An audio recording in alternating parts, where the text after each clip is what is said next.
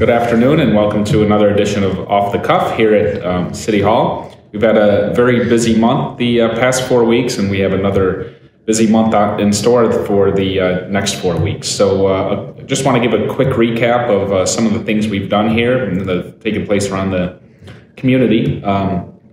Starting with a $4 million investment into the Oswego High Dam.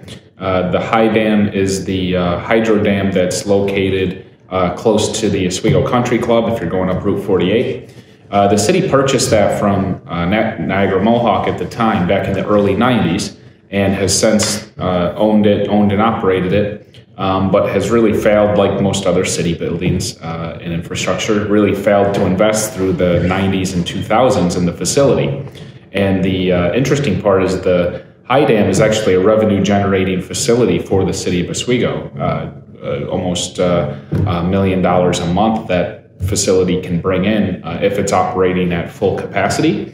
And for the last few years, it hasn't been operating at full capacity because of deferred maintenance over a couple of decades. So we did some small projects the last few years, but I recently asked the Common Council for a $4 million allocation to the facility so we can completely redo the electric system through the facility, repair some of the exciters in the facility, and also fix the tow scour, which actually cleans the intake for water to produce the electricity. So, and then some other smaller projects as well, but the bulk of it I just mentioned. So we allocated that, and we hope that once this investment takes place and these projects are complete, we'll be operating at 100% capacity and have a new modernized facility that can generate electricity that we can then sell back to the grid and start making some money again on the facility.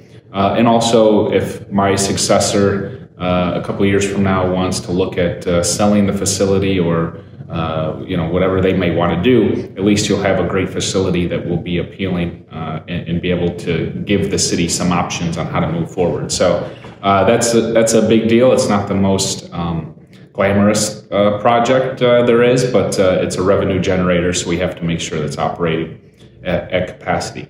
I recently announced that we're holding our annual code Blitz or code sweep from May 9th to May 23rd. We've done this, I think, 5 or 6 of my years as mayor. I think we took a year off or so during the pandemic, but this is the 2-week period where we have a zero tolerance on code violations, particularly in the 1st and 3rd wards. That's the time when a lot of SUNY students are moving out for the semester. Tenants are doing their spring cleaning, and we want to hold landlords accountable and make sure we're not seeing junk piled up in the front lawns of rental properties for extended periods of time. Landlords can be proactive and get a dumpster for their tenants if they think there's going to be a lot of garbage.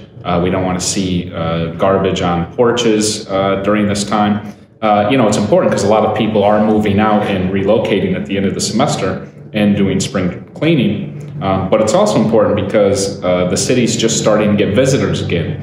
Graduation weekend, we have people from all over the state who come in to watch their student graduate. The races start back up the speedway that brings people in. We start having our spring festivals and events, and the weather's nice, so people are out and about. So it's really important to keep the city clean during that time. And our code Blitz has been very effective in recent years. And of course, the majority of landlords are proactive and take care of the needs of their tenants, but you do have a few that allow garbage to stockpile and stay there for an extended period of time, and we can't have that. I do proactively send a letter that I sent last week to all landlords warning them of the code Blitz so they aren't caught off guard, and they need to make plans accordingly if they expect some trash to come out of their homes.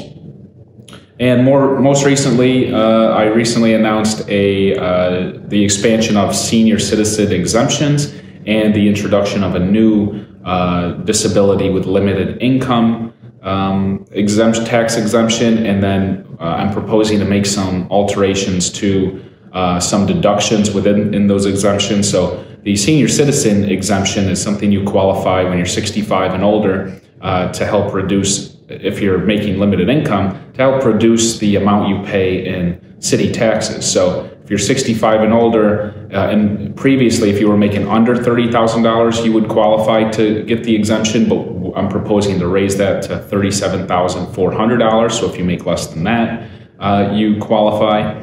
I'm also proposing to allow you to deduct your drug prescriptions, which you can't currently do, and also any veteran disability claims that you may have, or income you may have, you can now deduct, which seems to be the right thing to do and helps those in the community who need it most. And then I'm introducing the new disability with limited income, which is for folks who make the same threshold that I just mentioned, under the 37.4 with disabilities. So that's something the city currently doesn't have, and I think it's the right thing to do to introduce that to help those, again, in our community who deserve to be helped but need the help.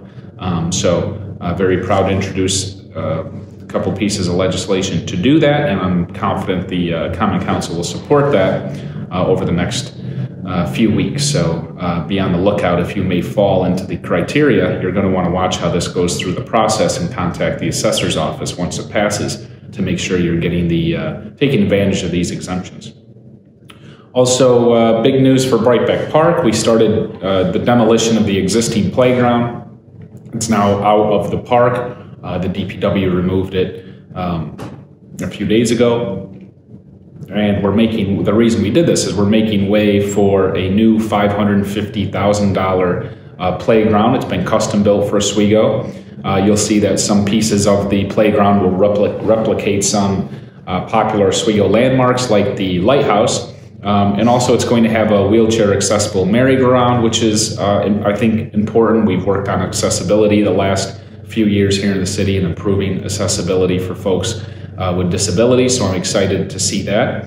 And it'll be a much larger playground than we currently have. The playground, as most folks know, that we had was aging. It was really dangerous to be on.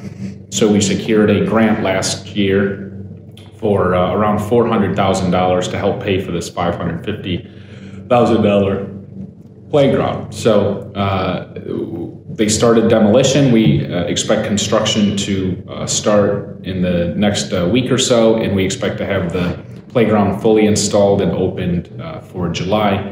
And once that happens, we're working on the fitness court as well, but once these projects are complete, we will have completed the entire package of projects that we outlined for the park back in 2016. So that's a huge accomplishment, at least for me personally, to be able to actually pull off all of these projects and to look at the park how it existed in 2016 and to stand back and look at it now with the mini golf course, the water splash pad, the new playground, the new basketball courts, the fire patios.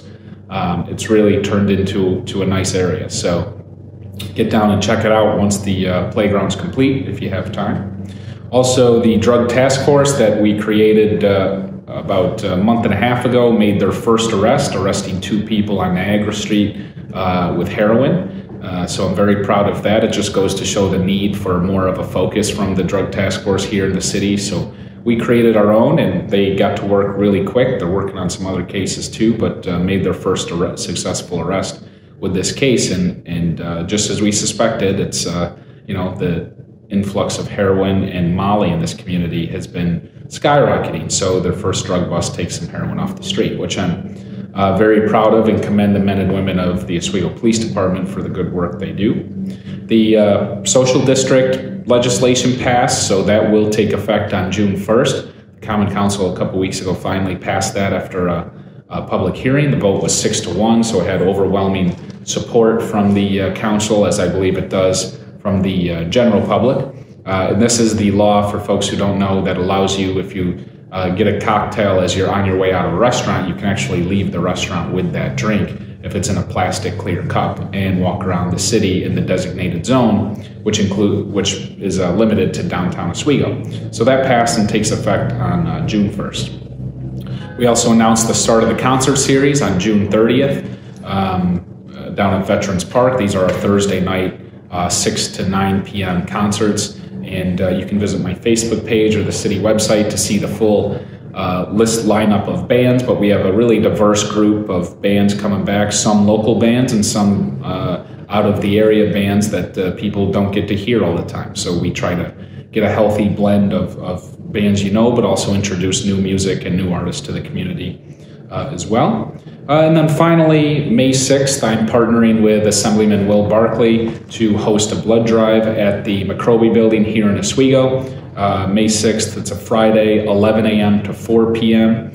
We do take walk-ins, but we highly encourage you to make an appointment. It usually does fill up. You can make an appointment by calling 315-598-5185. That's Assemblyman Barkley's office, and they will book the appointment for you. But certainly blood is in high demand right now, so if you live around the area and want to donate, we encourage you to do so, and the Assemblyman and I will be there so we can say hi and chat while you wait for the appointment. So please feel free to sign up.